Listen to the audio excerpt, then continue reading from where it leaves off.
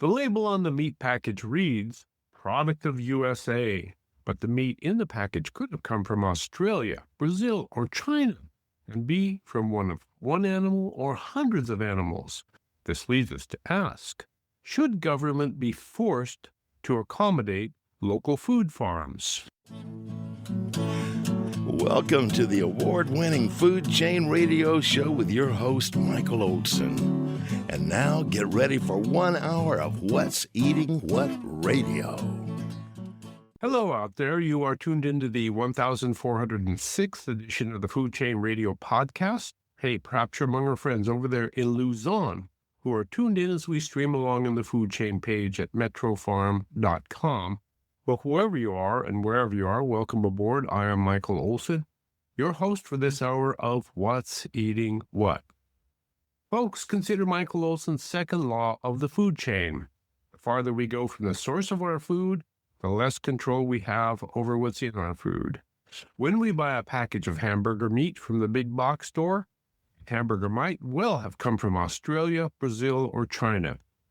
And it might be from one animal or from many animals, and be processed by one of the nation's big four meat packers, Tyson, JBS, Cargill, and Smithfield, as they now control 85% of the nation's beef. Though we once lived very close to the source of our food, we are now likely to live thousands of miles away. And as a consequence, we now have very little control over what's in our food, and must therefore rely on others, many others, to guarantee the safety and indeed the efficacy of the food we eat. Some are happy with this extended food chain, as it provides sustenance that is both cheap and convenient. But others are not so happy, and they would prefer to eat what they consider to be real food grown from real soil by real farmers. The unhappy ones among us lead us to ask, should government be forced to accommodate local food farms? Well, let's ask Judith McGeary, who is the Executive Director of the Farm and Ranch Freedom Alliance. Welcome back, Judy. Thank you so much for having me on, Michael. Good to have you back. Now, that you are the Executive Director of the Farm and Ranch Freedom Alliance suggests that government might be so accommodating to local food farms. Is that true? I'd say yes, but I'd also want to immediately kind of pivot on the way we're phrasing the question here. Okay. Rather than talking about the government accommodating, because when we talk about accommodating, we're sort of doing something special as a favor, really, is the implications of the word accommodation. Yes. And really, I think the question is, what is the appropriate role of government in our food system? Because there is certainly a place for government in food safety regulation. Right. And the way you teed up the very beginning, I think, is precisely the classic example of where we want to see government regulations, where you've got food coming in from other countries or even within this country, but big conglomerates, thousands of animals processed in a day, a really complex, profit-driven, unaccountable supply chain. Yeah, absolutely. Government regulation needs to be happening there. Does it need to be happening when it's a small-scale local transaction with full transparency and accountability? Yes. And my answer is no. That's not where we need government involvement. Well, and with respect to that, government does accommodate that giant food chain system wherein we eat food from all over the world jumbled together in fancy plastic wrapping. It does accommodate that, but does it accommodate, to the extent you want it, that local food system by allowing you the freedom to do what you need to do to survive and prosper? It doesn't. Not at all. I mean, actually, I flip between using two different terms. I often talk about scale appropriate regulation, which is what we're aiming for. And where we are is scale biased. It's not even that there's sort of a neutral set of regulations that govern, this big extreme complex system you're talking about versus the local. The regulations have deeply embedded inherent biases against small local foods. And so it's it's putting not only not accommodating, it's affirmatively discriminating against our local. Whenever we talk about how small farmers and ranchers are bullied by big business and big government. In what ways do you see that playing out for small farmers, for local food farmers? Which example do we pick out of this? It's so deeply embedded. I mean, and let's stay on meat processing, since that's the focus for today. Okay. I have, a member who set up an inspected meat processor. So trying to follow all of the regs, do it the way the big guys do it on a sort of small, not micro, but sort of small regional, level. Here's the worst time trying to get an inspector out there. Because if you're a meat inspector in the big city, like, hey, what do you want to go out there for? I mean, it's a 6-hour drive, and blah, blah, blah. It's not personal even. I mean, when they're out there, he's got a perfectly good relationship with them. But when the government agencies are looking at how to allocate their resources, there you go. X number of inspectors on this budget, do they send that inspector out to a meat processor where, again, they're processing, 300 cows in an hour, and, there's thousands of animals getting processed that day? Or do they send it out to this small regional processor where maybe it's 150 cows the whole day, 200 cows the whole day? Well, from a government resource perspective, it makes sense to prioritize the big meat packers and leave the smaller guys to sort of, to the extent we can get you an inspector, we will. But he can't just with an inspector. If he doesn't have an inspector, he does. The question then does have some relevance. If we don't force the government to accommodate local food farms, will they accommodate local food farms? Absolutely not. I mean, and again, it's going to be a mix of both, just really the pragmatics of it, it's easier and simpler and more cost effective to focus on a handful of large scale operations. And that's true whether it's meat or vegetable processing or any of this. And we do get, to some degree, and this isn't every inspector or every division at all, but there is a reality of a natural, also a significant bias, personal bias against small local foods. And that's because you've got the revolving door between the agencies and the big business. So, they've either come, a lot of particularly the more senior personnel who set the decisions, who set the priorities for the agencies, have come out of one of the big agribusiness entities. They're looking at big agribusiness entities, or both. We call it a revolving door for a reason. It just keeps going and going and going. So big government and big business have all of the reasons in the world to work with each other and to support each other. And in that support, there's really no room for local food farms. Exactly. And so, what to do? I'm going to share one more thing before we get to what to do, because of course, what to do is incredibly important. But this was years ago, and I was on an advisory committee for USDA, and I was one of 3 sort of smaller, holistic oriented, regen ag oriented producers at the table, and, 17 big agribusiness and government official, but hey, there were 3 of us. Actually, was not a bad ratio compared to how it often is. Well, I usually get stuck when I'm only one and everybody else is on the other side. We worked hard to get 3 of our people to that table. It took a lot of work to get 3 people at the table. But we were arguing over, a poultry issue. And I went to the guy that I can't remember if he was a vet for Tyson or for Pilgrim's Pride. I don't remember which of the big guys he was, but he was a vet for one of them. And we worked out a deal, actually. I mean, we worked out sort of a deal. And so I presented it to the committee, and everyone immediately looks to him like, hey, are you okay with this poultry? And he said, and this isn't an exact quote, but it's pretty close. I mean, it was pretty close to a quote, that really their preference would be that there was no such thing as backyard poultry. That the only poultry being raised in this country was in, one of the big operations.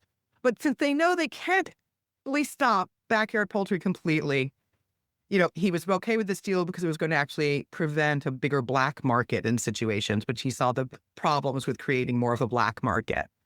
And we're on public record here. I mean, if I went and hunted, I could, maybe the records are too old. They may have stashed them by now. But I mean, this was being recorded, transcribed, open records, and he didn't even blush. Like, there was no concept that this was something that was in any way odd statement for him just to be completely on record saying, yeah, we wish there was no such thing as people owning their own poultry and raising their own poultry. And with it, he has, and government has, at their disposal, rules, regulation, legislation, and taxation to make sure that there is no such thing as a black market for local meat. Well, you can never get rid of a black market, but the thing is, black market is by its nature extremely limited. So yeah, we've got people right now who are processing and selling meat or under arrangements that are illegal, that are effectively black market arrangements, and it happens. But it's inherently limited because you have to. Let's say you're the farmer in that situation, you have to be willing, first of all, to take the risk that you're going to get shut down and fined and penalized, that you can't really openly advertise what you're doing, so it's hard to find customers. There's always that uncertainty and inability to plan ahead because at any moment the ground could shift under you. So they can't actually shut down the black market. Right? I think the experience in this country is at some point you can't completely shut down a black market. That's reality. But by making it black market, you certainly can minimize the number of people who are going to be involved. And in doing so, you can keep the competition to an absolute minimum if you're a giant corporation. And in keeping the competition to an absolute minimum, you can guarantee your marketplace to the extent that it's possible to do so. And so we're facing a situation where big government and big business are always going to be opposed to you and to local food farms. And to break that hold on you in the marketplace, government is going to have to be forced to accommodate local food farms. Well, that's the subject today on the Food Chain Radio program with Michael Olson and Judith McGeary. She's from Food. She's from Executive Director of the Farm and Ranch Food. I lost my voice there. Executive Director of the Farm and Ranch Freedom Alliance, and we're looking for freedom for local farms. Do stay tuned. We will be right back. Take a magical journey through 5,000 years of civilization with Shenyun Performing Arts. It was absolutely riveting. Beautiful. It's very nice to see a show that concentrates on the highest and the best of humanity. My heart is fluttering because of this performance, and it's going to be with me for the rest of my life. See it at least once in your lifetime. And you could see on their faces this joy, this love, this fire, this passion. It was magnificent. San Jose and San Francisco, starting from December 24th. Low-cost airlines. With one call to low-cost airlines, you'll drastically slash your travel costs. We're talking insanely low airline prices to any of your favorite destinations. The only way to get them is to call to instantly hear the most amazing best deals on airline travel. It's that easy. So call now and start packing. 800-704-1662. 800-704-1662. That's 800-704-1662. Attention content producers. You can have access to a complete digital media production facility at Satellite Co-working and Digital Media Studio on Soquel Avenue. Easily rent video and audio equipment, a studio with green screen, editing suite, and audio booth, all at can't say no rates. Schedule a tour to see for yourself at satellitecoworking.com. Mention Santa Cruz Voice for 20% off your first reservation. Treehouse dispenses not only the finest cannabis products, but information to those who want to know how to use cannabis for maximum benefit. Hello, I'm Jenna. If you would like to know how best to use cannabis, ask your friends and neighbors at Treehouse Dispensary, 3651 Soquel Drive. If you're 21 plus with a valid ID, no appointment is necessary and the information is free.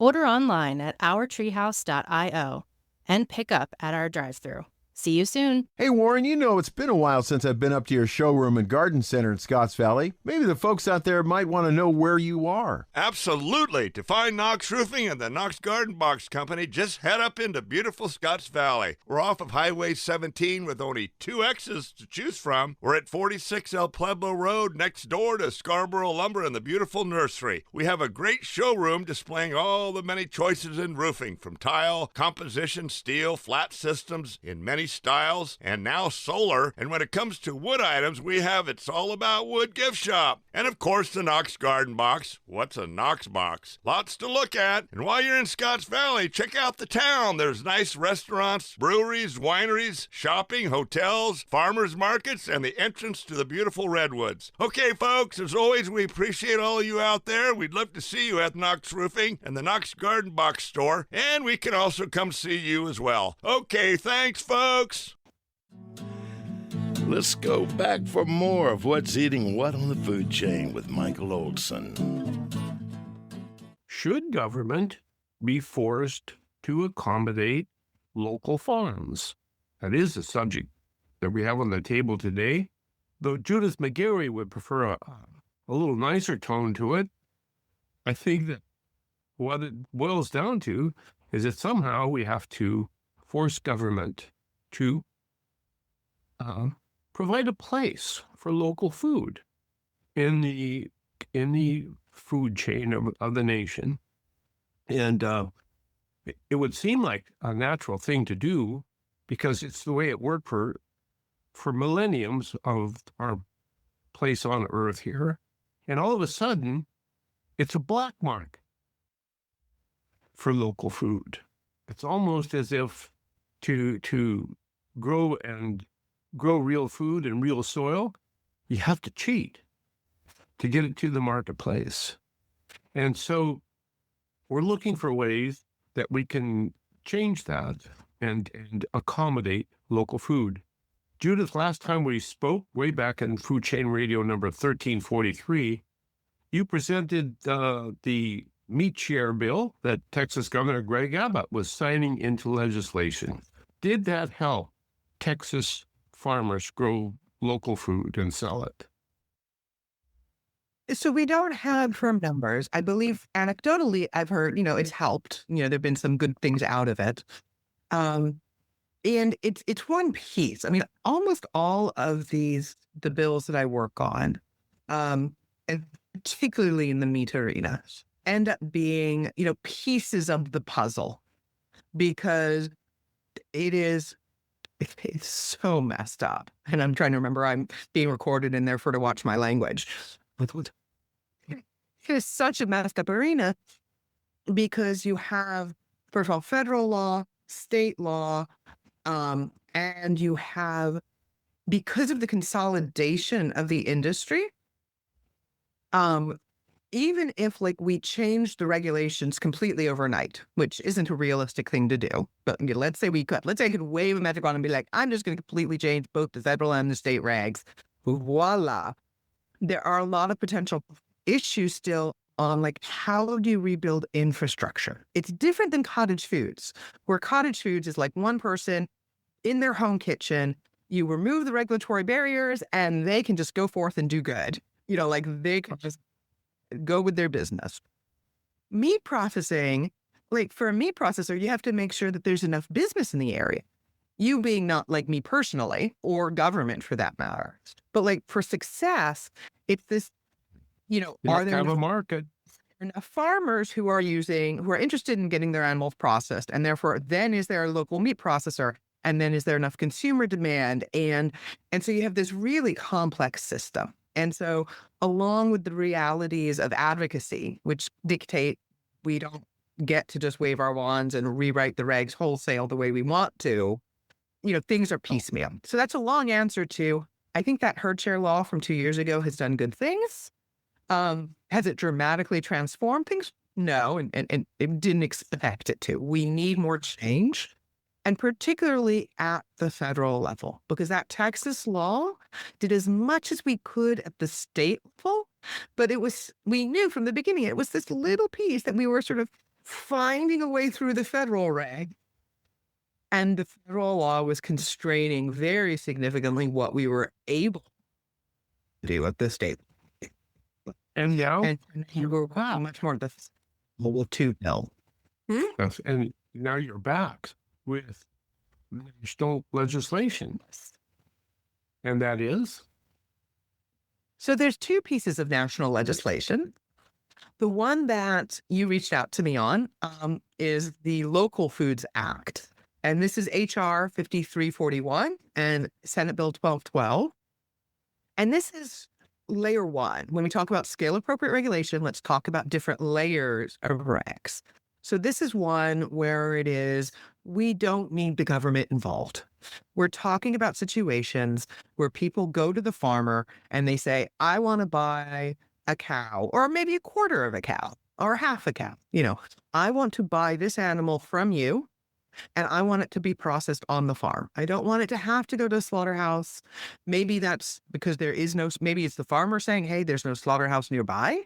Or maybe it's the consumer saying, I care about animal welfare and I don't want this animal to go through the stress of that. There's all sorts of reasons that the farmer and the consumer would want to do on-farm processing. In a situation like that, where that person is going to that farmer and being like, hey, I want to buy this animal while it's still alive. I know it's going to get processed on farm and it's not going to be inspected. It's not going to be regulated. And that's just A-okay with me. Like, I'm fine. In other words, the consumer says, I don't care if there's a government involved. I don't need you because I trust this farmer. Exactly. Then the government needs to step out of that. And theoretically, there's space for that right now under something called the personal exemption in the federal meat. But it's written very badly. The statute, the language in the statute is very bad, ambiguous, very narrow. And USDA has kind of flip-flopped over the years as to how they interpret it. And again, this is not a way for a farmer to build their business with so what's USDA going to say this year? How are they going to interpret it this year? So we're coming in with the Local Foods Act that simply writes into statute one of the interpretations USDA has had over the years that we think is a good one, which is there can be multiple co-owners. Like there's, if I go and buy an I animal, want to buy a quarter. Yeah, I want to buy a quarter. You buy a quarter. Me buy a half. Okay. Whatever those consumers and that farmer want to work out, they can work out on shares. And then they can hire somebody to be the agent. It doesn't have to be that the farmer has expertise in butchering or the consumer certainly has expertise in butchering. That would be pretty darn rare. They want to hire the local butcher or, there are itinerant butchers, traditionally, this was a profession of itinerant butchers who would travel farm to farm and were very skilled. And there still are some. It's a dying profession, but it's there. So let's let people choose to go that route if that's what they want and hire a professional butcher. And it's up to them. And the government just doesn't need to be part of it because it's just going back to their freezers. This seems to be in line with one of Joel Salatin's concepts. There need to be no government between a farmer and the consumer of his or her farm products.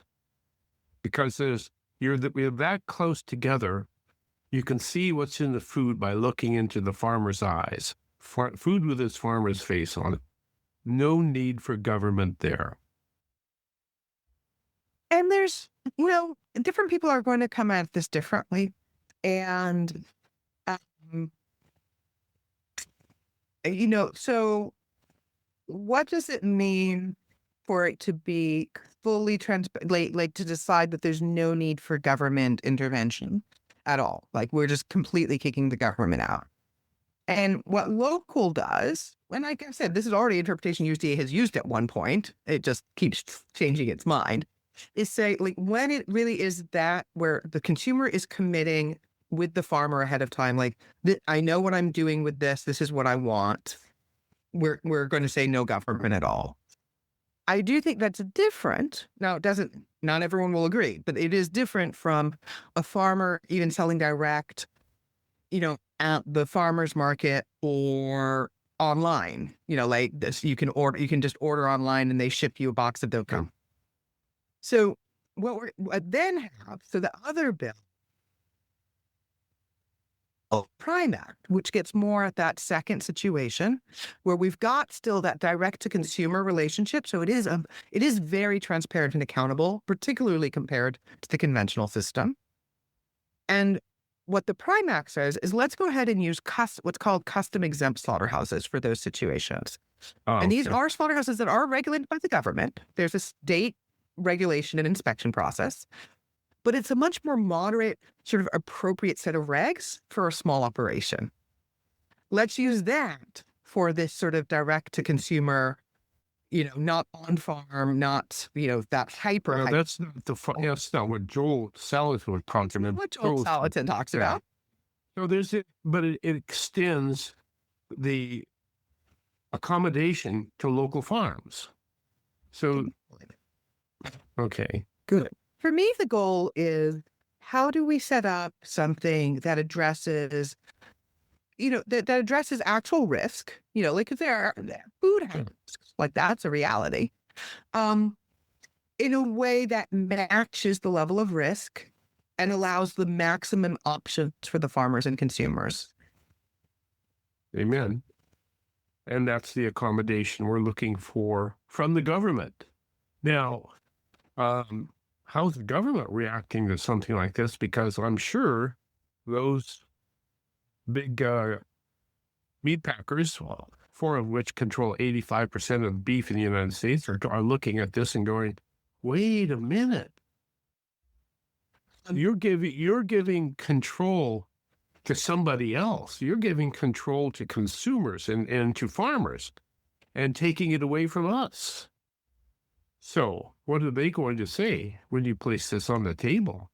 They don't like it very much. So the Prime Act, this other bill, which is H.R. 4700, is something that Congressman Thomas Massey and Shelley Pingree, Republican and Democrat pair, have been working on for 10 years now. I think it was first introduced in 2015. And if you look at it, we've got a pretty nice list of co-sponsors. There's like 45 members of Congress who've signed on to this from both parties. But I can tell you, when I approach, Texas congressmen about it, and we do have several Texas congressmen. I'm just calling out my own state because that's who I talk to the most. We have several Texas congressmen on it. Yay for them, because they're bucking Texas Farm Bureau, which is supposed to be, the voice of agriculture. And I've been told this by them. I've been told, we're being told this is, Texas Farm Bureau is like, no, don't do this. Don't sign on to the Prime Act. Why? What's amazing is like, I actually looked at Texas Farm Bureau's, policy guidebook, and it actually says they support, addressing regulatory barriers for smaller scale processors. But when it comes to actually lobbying in Congress, the members of Congress who are signing on to this are doing this in the face of opposition from larger industry groups. They're being, why? Why? There's not a good food safety reason. Custom exempt slaughterhouses have an incredibly good track record for safety. Well, I guess he always comes down to the infamous deep throat and his follow the money.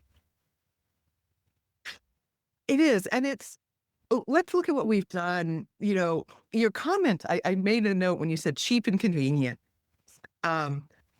Because I remember when you spoke at our conference years ago, and we were talking about the price of cheap food and how cheap food really isn't, and you make amazing. Third law of the food chain. Cheap exactly. Food You do an awesome job laying that out. And I kind of feel like post-COVID, we need to stop handing the assumption that even the conventional food is even cheap. They've lost that. First with the supply chain disruptions, and then what we saw both in COVID and then in multiple periods since then is the price of food, including meat, far outpacing the overall price of inflation. I mean, really being one of the main drivers of sort of normal inflation for somehow in a couple of months, it seemed like the $10 hamburger became a $20 hamburger, and everybody was shaking their head in disbelief. Wow.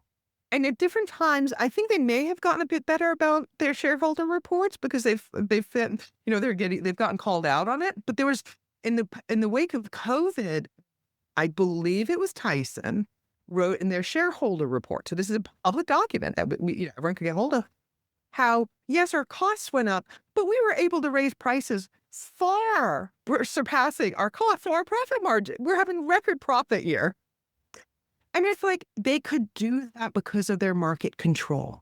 They couldn't do this because when you go to the grocery store, what are your other options? And so anything that threatens market control, it's not just about the 2% or 5% of the market they might lose. It's about when's the tipping point that enough consumers have another option that they can't choose to just do whatever the heck they want, basically. And that's the threat to big business, is when do we create enough opportunities for alternatives that they can't just say, we're going to do whatever you want, and consumers, you're out of luck. You just have to, take what we decide to give you at the price we give you. Eat it. Just shut up and eat it. Yeah. It's the motto. Yes. Thank you. Love it. I have a choice. I have no choice. And we don't have a choice. When 4 companies own 85% of the beef, we really don't have a choice at all, unless we have access to local food. And that's why they're so frightened. That's why the big boys will always say no if they can find a way of saying no. And so there's Judith McGeary walking into the offices of these places of government, in the halls of government. What do they say when they see Judith McGeary walking through the door? What they say depends a lot on what they've heard from people in their districts. Not completely. I mean, there's sort of this automatic, that there are people, they have different perspectives, and we always try to approach them where they are. It has to come from the people then. But when it comes from the people, when they've gotten calls from their district, we get a very different reception than when they don't have calls coming in from their districts. And that's what we want to talk about when we come back from the break. How do we force government to accommodate local food farms?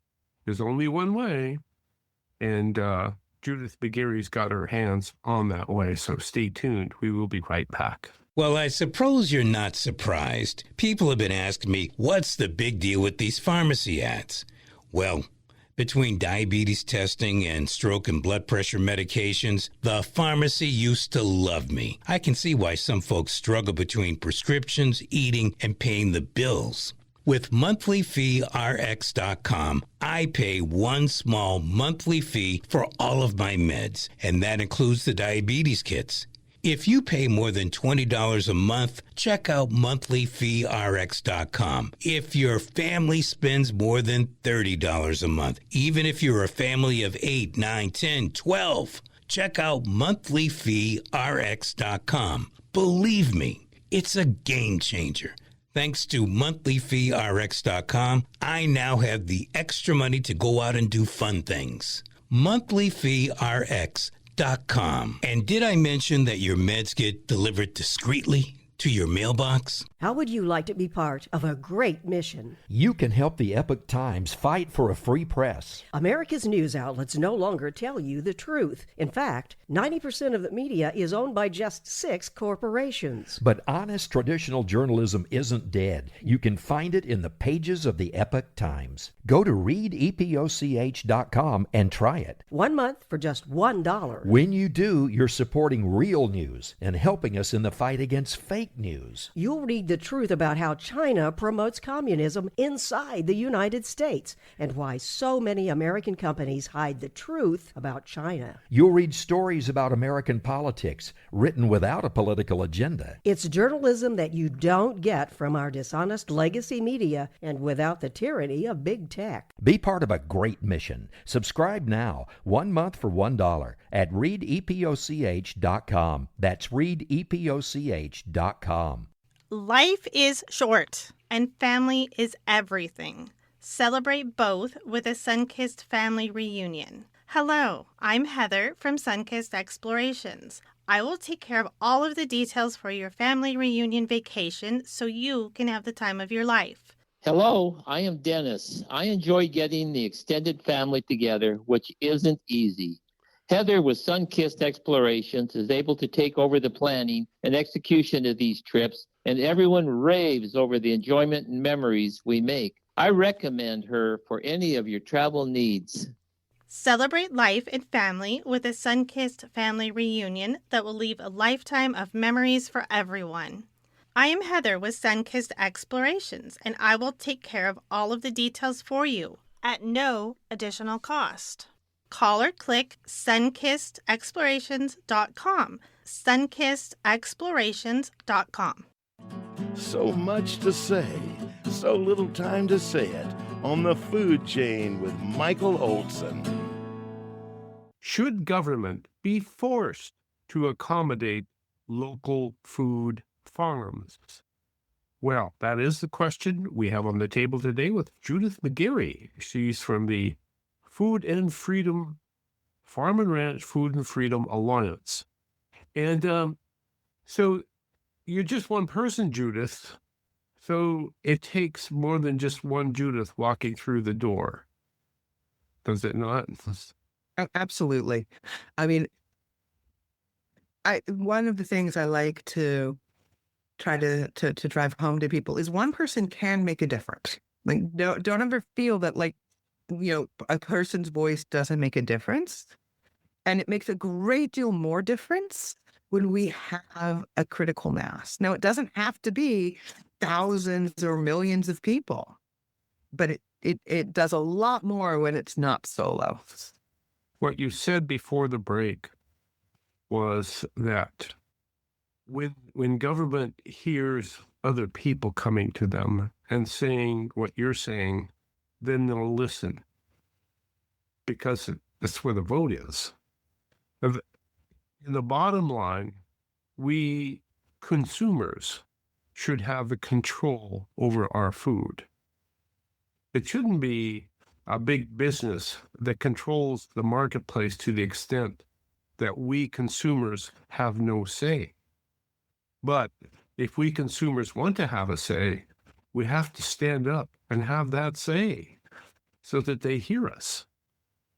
Now, you put together an alliance of interest groups who represent local food. Who are they? So even if we use the word alliance in our name, that's an alliance of individuals for the most part. And then we do work in coalitions because, again, that amplifies our voice. So there's not, other nonprofits and advocacy groups that we work with around the country, but it does start with the individual. It starts with whether they're a farmer or a consumer.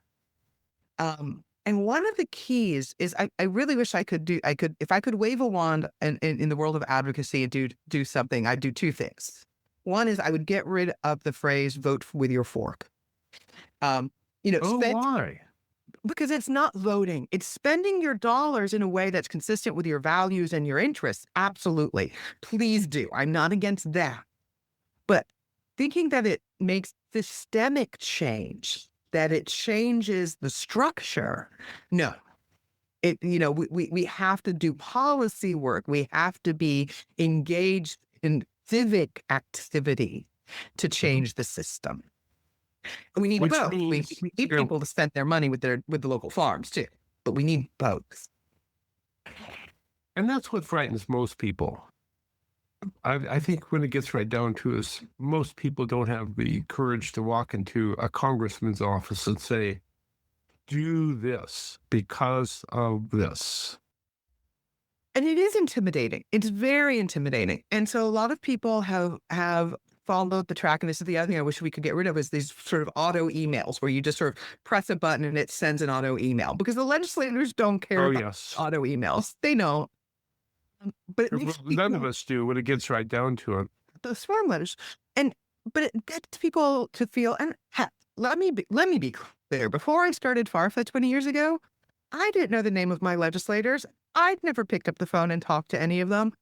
I am the last person to try to make someone feel guilty or ashamed that they don't know how and they're nervous about contacting their legislators, because our society doesn't teach us this.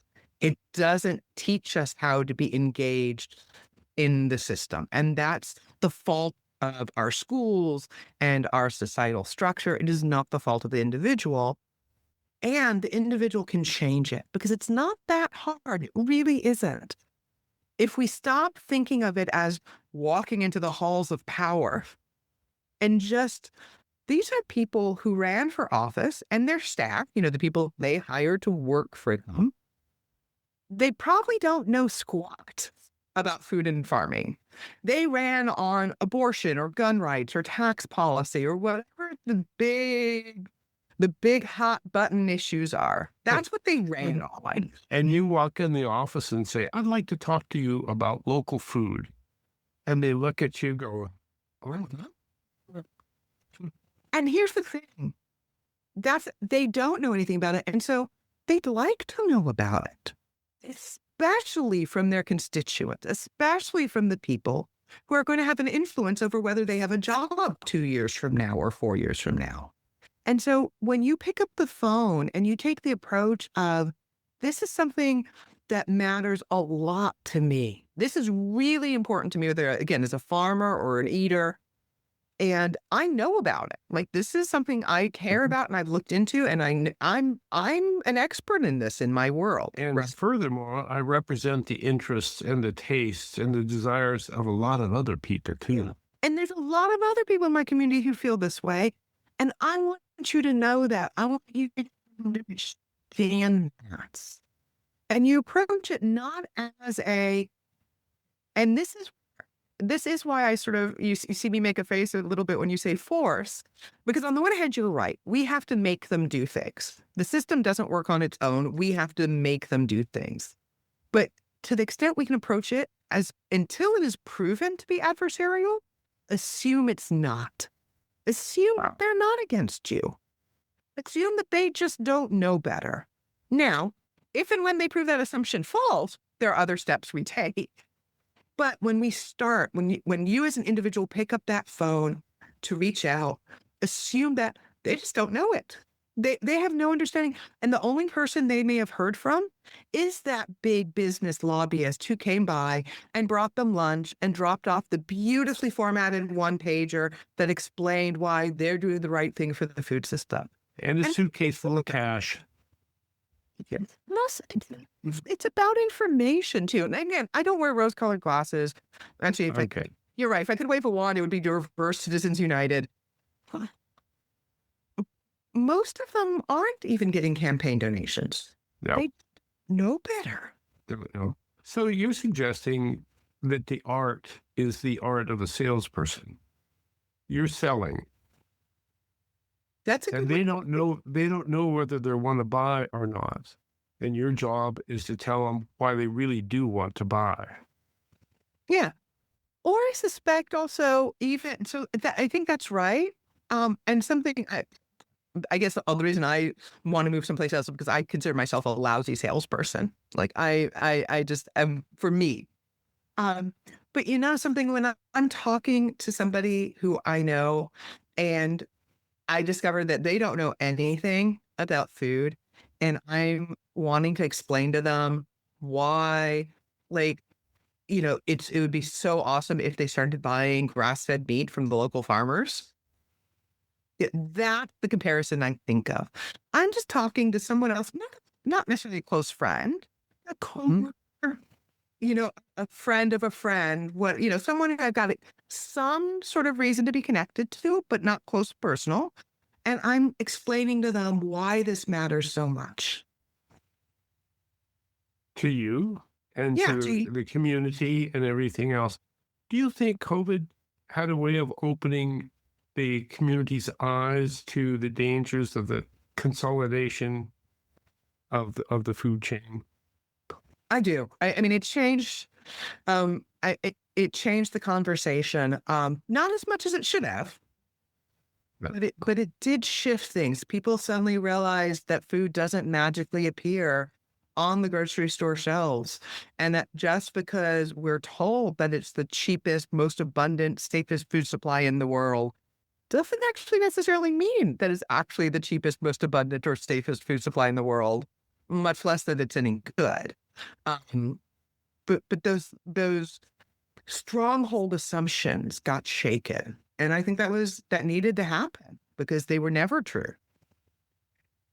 And do you see any progress being made in the mind of the marketplace about local food? I just see this week, the city of San Francisco announced it was going to sue the manufacturers of ultra-processed foods. Wow. That is a huge step. If we can't eat ultra-processed foods, then what are we going to eat? That's a significant portion of of a lot of the food system in this country.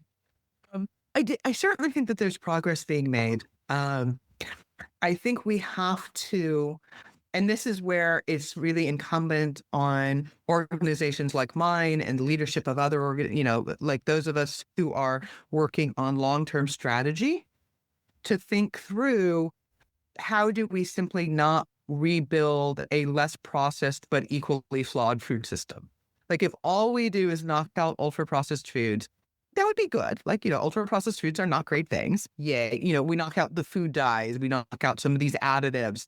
Those are all good things. But if we leave control of the food system in the hands of a handful of companies, I don't think in the long run it actually makes that much of a difference because they will always go to the lowest common denominator. And as long as they retain control, they'll be able to.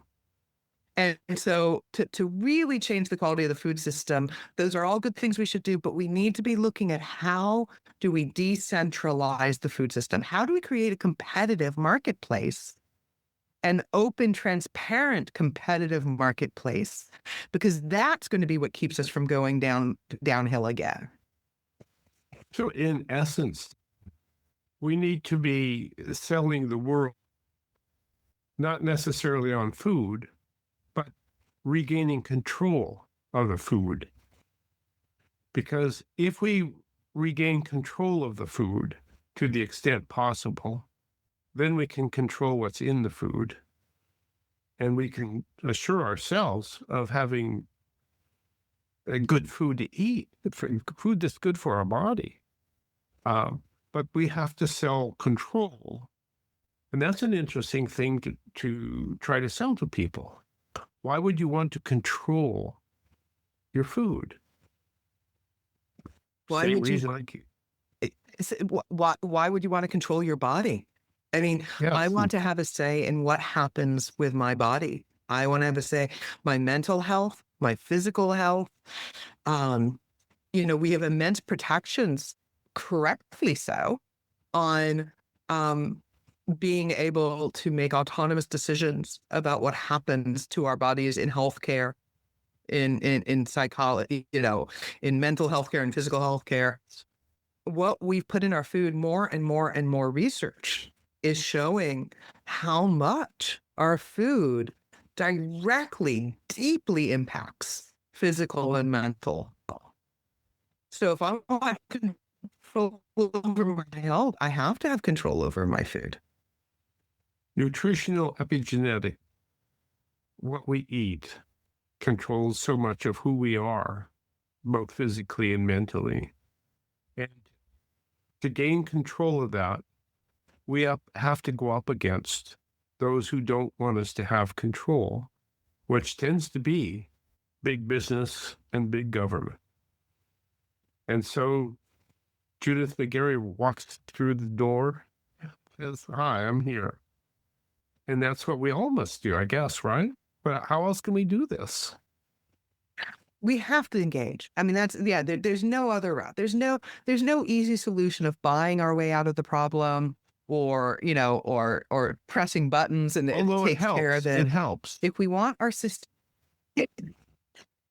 again, those aren't bad things to do. It's not like there's something wrong with doing those things, but they're not going to by themselves change the system. Yeah. You have to engage. And, it doesn't necessarily mean you have to go to the Capitol physically. I mean, when we have that happen and we bring people to the Capitol, we do that regularly. We bring people to DC, we bring people to Austin. You really can see the impact it makes, but also the phone calls make an impact. I mean, it's something people can do within the parameters of their normal lives. You don't have to upend your whole world. You just have to be paying attention and engaging. Well, you suggest we call our senators and our Congress people, and you even provide a script. What do you tell people to tell them? We have 2 minutes left.